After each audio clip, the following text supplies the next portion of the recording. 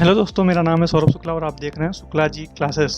अब यहाँ पे वीडियो सीरीज चल रही है लारावेल की बेसिकली, और ये बिगिनर के लिए है। तो इसके पहले वीडियो में हमने बता दिया था कि इस पूरे वीडियो सीरीज में क्या क्या बताने वाले हैं हम, जो कि आपको अगर आप पहला वीडियो देखेंगे तो समझ में आ जाएगा। तो ये हमारा स्टार्टिंग का, अब एक तरीके से कह सकते हैं कंटेंट की बात करें अगर पूरी वीडियो सीरीज की, तो यहाँ से शुरू होता है। हमारा पहला जो वीडियो है इस पर वो है MVC पैटर्न का, जो पहला चैप्टर आप कह सकते हैं एक तरीके से। क्योंकि अब आपको सोचना होगा कि लारावेल पॉपुलर भी है और उसके पॉपुलर होने का एक रीजन भी है कि वो MVC पैटर्न यूज करता है।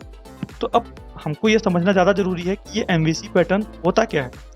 तो देखिए क्या होता है कि जब भी हम कोई वेब एप्लीकेशंस बनाते हैं या कोई सॉफ्टवेयर बना रहे हैं तो उसका कई सारा अप्रोच होता है। पहले क्या होता था कि हम नॉर्मली क्या करते थे कि एक ही बंदा होता था, वो एक ही फाइल में 3-3 4-4 लोग एडिट कर रहे हैं, तो प्रॉब्लम्स आती थी। जस्ट इमेजिन करिए ना कि आप कोई एप्लीकेशन बना रहे हैं, उसमें 3-4 लोग मिलकर काम कर रहे हैं और एक ही फाइल को सब लोग एडिट करेंगे, तो प्रॉब्लम्स तो आएंगी ही आएंगी।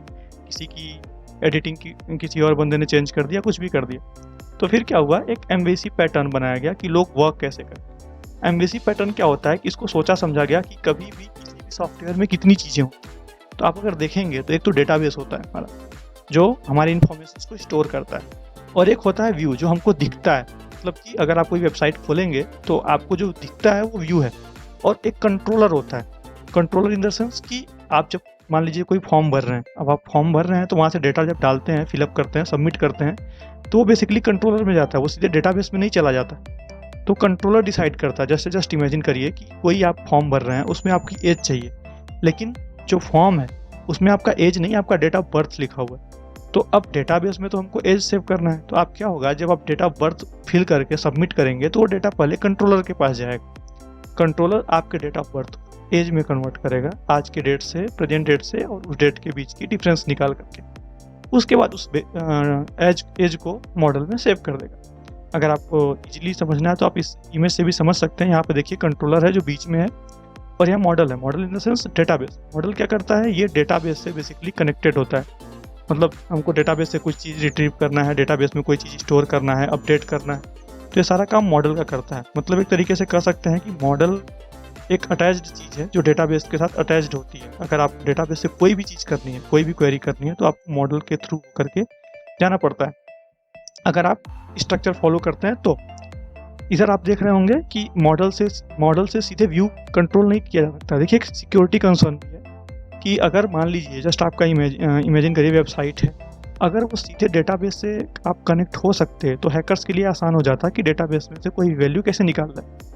लेकिन अब ये नहीं है। जब भी आप कोई भी राउटिंग से कोई भी URL कॉल करते हैं तो वो कंट्रोलर के पास जाता है और कंट्रोलर व्यू लोड करता है। जब कंट्रोलर को पता चलता है कि हाँ मैं सिक्योर हूँ, तभी वो मॉडल के साथ कम्युनिकेशन करने की कोशिश करता है। तो ये तीनों मिल के काम करते हैं। किसी भी एप्लीकेशन के जो तीनों पार्ट हैं तोड़ दिए गए, अलग अलग कर दिए गए, ताकि उस पर अलग अलग बंदे काम कर सके। जैसे फ्रंट एंड का बंदा व्यू पे काम कर सके, डेटाबेस का बंदा मॉडल पे काम कर सके, और जो सर्वर साइड लैंग्वेजेज हैं जैसे कि PHP हो गई, पाइथन हो गई, तो ये लोग कंट्रोलर पे काम कर सकें। तो इसी को MVC, M for model, V for C for controller, ये मिल करके MVC पैटर्न बनाते हैं। तो आपको समझ में आ गया होगा कि MVC पैटर्न इंपॉर्टेंट क्यों है। यहाँ से व्यू से हम डेटा रिक्वेस्ट करते हैं, कोई वेबसाइट रिक्वेस्ट करते हैं, कंट्रोलर देखता है कि अच्छा ठीक है ये ऑथेंटिकेटेड रिक्वेस्ट है, ऑथेंटिकेट करता है उनको, फिर वो डेटाबेस से कहता है कि हाँ भाई लाके वेबसाइट का कंटेंट इसको दे दो। तो डेटाबेस तुरंत वेबसाइट का कंटेंट उठाकर कंट्रोलर में भेजता है, कंट्रोलर उस कंटेंट को व्यू में भेजता है, और फिर जो UI का बंदा होता है उस कंटेंट को ब्यूटीफाई करता है कि आप उसको देख करके ईजिली समझ। तो ये है बेसिकली MVC स्ट्रक्चर। आशा करता हूँ कि आपको समझ में आ गई होगी चीज़ें, और अगर आप या कोई दिक्कत है इसके साथ तो आप कमेंट सेक्शन में ज़रूर पूछिए। अगर आपने चैनल को फॉलो नहीं किया है, सब्सक्राइब नहीं किया है, तो आप ज़रूर करिए और अपने दोस्तों के साथ भी शेयर करिए। धन्यवाद वीडियो देखने के लिए। आपका दिन मंगलमय हो।